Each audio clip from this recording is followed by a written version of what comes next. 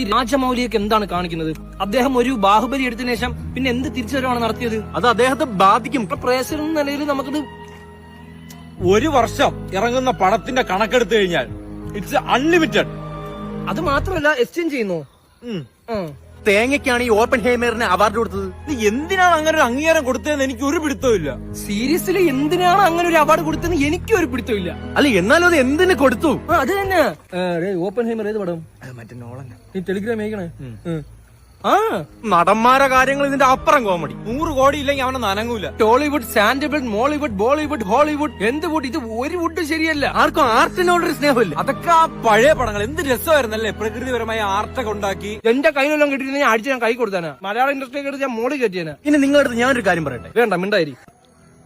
നീ പറ. നടൻ യദു കൃഷ്ണയ്ക്ക് ഇത്രയും സാലറിയുടെ ആവശ്യമുണ്ടോ? സാലറിയുടെ കാര്യമല്ല, യദു കൃഷ്ണയ്ക്ക് കരിയറിൽ ഒരു ശ്രദ്ധയില്ല. എന്റെ പൊന്നാളിയാ സത്യം, അദ്ദേഹത്തിന്റെ സ്ക്രിപ്റ്റ് സെലക്ഷൻ എന്ന് പറഞ്ഞാൽ ഭയങ്കര മോശം. നിങ്ങൾ സിനിമയുടെ കാര്യമൊക്കെ വിട്, നമ്മളെ ഇടയിൽ കുറച്ച് പ്രശ്നങ്ങൾ നടക്കുന്നുണ്ട്. സിനിമാ കാര്യം വിടുമുന്നേ ഞാനൊരു കാര്യം പറഞ്ഞോട്ടെ.